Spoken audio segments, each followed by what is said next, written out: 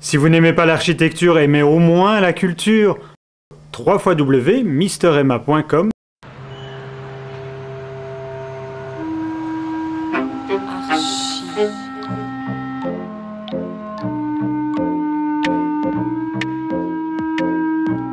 Bonjour et bienvenue dans Archi Urbain, l'émission qui vous parle d'architecture et d'urbanisme à Bruxelles.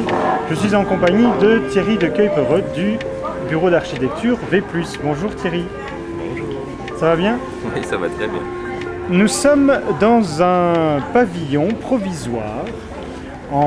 C'est un hymne à l'année 58. Nous sommes au pied de l'Atomium. Oui, tout à fait. Donc c'est un pavillon qu'on a conçu pour une demande de l'Atomium pour réaliser une sorte d'abri pour une exposition commémorative pour l'exposition 58. Voilà, 50 ans après diverses manifestations. Donc c'est un des éléments des diverses manifestations commémoratives. Il a quand même une grande particularité, ce pavillon provisoire du bonheur. C'est ça son nom, hein, je pense. Oui, c'est la thématique rassembleuse sur laquelle ils ont mis toutes ces activités. Alors, est-ce que le bonheur passe par des casiers de bière, par la bière? En tant que bon belge, qu'est-ce que tu en penses? On n'y a pas pensé, honnêtement. C'est-à-dire qu'on n'a pas fait, on a essayé de pas thématiser le pavillon. On est plutôt parti d'un dispositif technique et inventif qui ne soit pas directement lié à l'Expo 58 ou au bonheur, mais plutôt des circonstances, je dirais. Les circonstances, c'était une commande avec un délai très court, un budget relativement limité, et la question du temporaire. Ça nous intéressait beaucoup. Donc finalement, on s'est plus attaché à la question du temporaire qu'aux grandes thématiques un peu généralisantes que peuvent véhiculer ce type de manifestation, et de faire une expérimentation sur un élément dont on sait qu'il est ici pour un temps limité, donc le bac de bière. Mais alors, il y a combien de bacs de bière il faut combien de bacs de bière pour construire un tel pavillon? Ici, il y a plus ou moins 33 000 bacs de bière qui ont été mis en œuvre. Et qui ont été tous repeints en jaune. Qui ont été le jaune est leur couleur naturelle. Oui, on a caché la marque. Et on a caché la marque, oui. D'accord. C'était difficile à concevoir, à construire? C'est plus facile à imaginer qu'à réaliser. Donc l'idée est assez simple, hein, puisqu'on se dit c'est des sortes de gros Lego, des sortes de briques. C'est un peu une sorte de jeu pour architectes post-enfance. Et donc dans la tête c'était assez facile, et les empiler c'est relativement facile, je dirais. Mais on avait envie d'aller plus loin que le simple empilement de ces Lego, d'où le travail sur les voûtes qu'on voit ici au-dessus. Et là c'est un peu plus complexe parce qu'on travaille sur la question de l'encorbellement, et donc on les déséquilibre quelque part. Donc ça c'est un élément de complexité. L'autre élément de complexité, c'est que c'est un peu un élément contradictoire pour la construction, puisque c'est un élément très léger.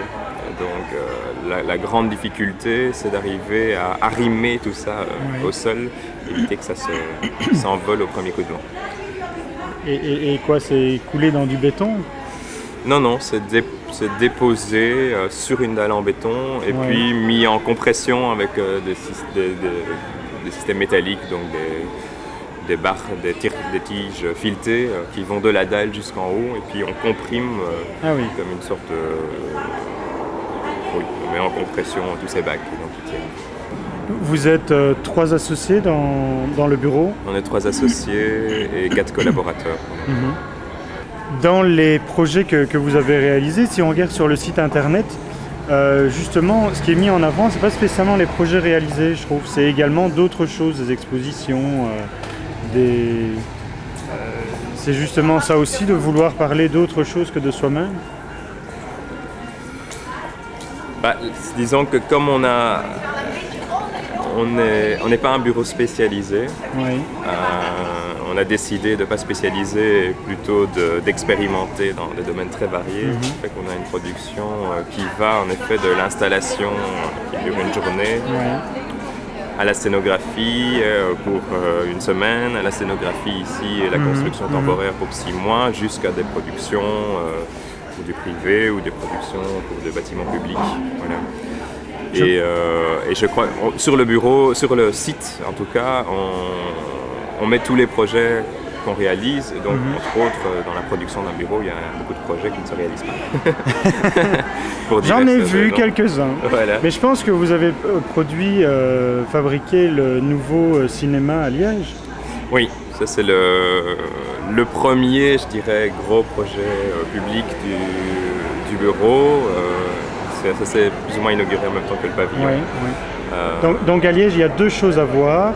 La gare de Calatrava et le théâtre, le cinéma de la Sauvenière, fait par V+. Puis à Liège à voir, qui est selon moi une des plus belles villes de Belgique. Ah bah quand même. Je suis liégeois, Thierry. Voilà. Donc. Thierry, nous voici à Saint-Just-Naude, rue de la Limite.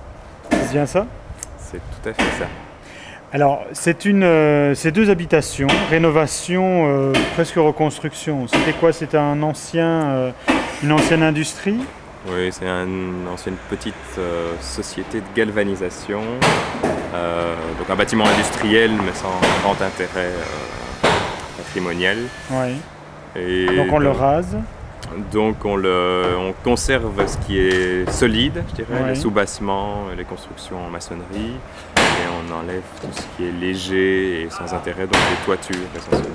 Mais à côté de cette entreprise, il y avait quand même des bâtiments. Il y avait 2 maisons en façade et une petite maison à l'arrière, avec l'entreprise qui se...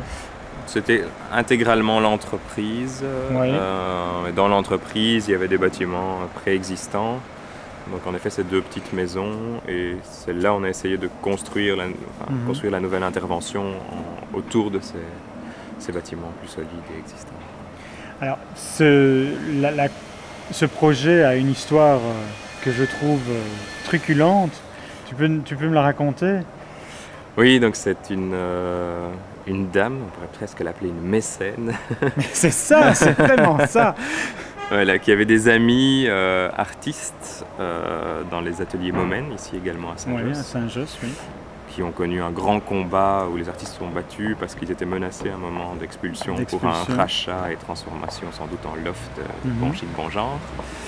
Et donc c'était au tout début de l'aventure et donc elle a pris un peu les devants et elle a décidé de trouver à Saint-Just un petit bâtiment à racheter pour pouvoir construire donc des logements plus ateliers pour artistes pour ces personnes qui étaient dans les ateliers Momen. Ça déjà, s'il vous reste encore un peu d'argent, n'hésitez pas, je suis preneur. Et donc tu es arrivé alors dans le projet pour construire... voilà, donc nous on arrive... Elle a acheté les 2 bâtiments qui sont ici, enfin l'entreprise, et vous êtes arrivé dans le projet. Mais avec, comme tu le disais juste avant au Palais du Bonheur, avec toujours des questions bien spécifiques. Ici, elle avait des questions bien spécifiques sur les matériaux et la construction du bâtiment.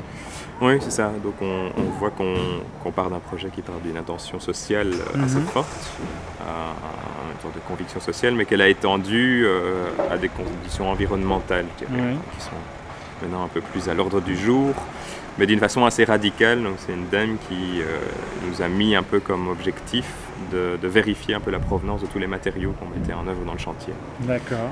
Et donc ce qui fait qu'on a fait, étant relativement peu au fait de ce type de réflexion, en tant que bon architecte qui met en forme avec les matériaux qu'il trouve un peu sur le marché, on a dû faire vraiment un travail de recherche. Et donc un peu comme au pavillon, il y a un travail de recherche sur ce matériau qui sont les bases. Ici, il y a un travail d'exploration, de découverte de ce qu'on appelle au bureau un peu le caractère politique des matériaux. C'est-à-dire que des matériaux, c'est pas juste quelque chose qu'on va chercher au magasin, c'est des matériaux, ils sont fabriqués par certaines personnes, ils proviennent de certains endroits, et donc ils sont chargés quelque part politiquement. Et donc c'est un bâtiment où chaque matériau ou matériel mis en œuvre est contrôlé par rapport à son caractère politique respectable, disons. Sa provenance, Sa provenance, voilà, sa provenance, ce qui le fabrique, ce qu'il peut devenir dans le futur, ce qu'il dégage quand il est placé dans le bâtiment. Il y a énormément de matériaux qu'on met en œuvre et qui ont un impact nocif sur la santé, même s'il y a un impact invisible. Donc ça, c'était un grand souci. Et donc, on est arrivé à faire une construction en bois, mais en poussant la radicalité du bois vers que tous les éléments de la construction soient intégralement en bois, c'est-à-dire de la finition intérieure à la finition extérieure. Il y aura combien au total de logements et d'ateliers d'artistes? Donc il y a 7 logements et 5 ateliers, et les ateliers sont soit indépendants, soit combinés au logement. C'est ça, avec une cour intérieure alors qui permet en fait d'avoir une circulation en globalité en fait. Ben, la cour intérieure et différents petits programmes annexes qui permettent de travailler la collectivité aussi de ce groupe, puisqu'on s'imagine que dans un bâtiment de ce type, il va se créer aussi une sorte d'attachement et de collectivité. Et donc il y a une cour, mais il y a aussi un petit local commun, et il y a aussi surtout une sorte de grande toiture terrasse avec une vue panoramique sur la ville. C'est intéressant. Merci Thierry. Merci.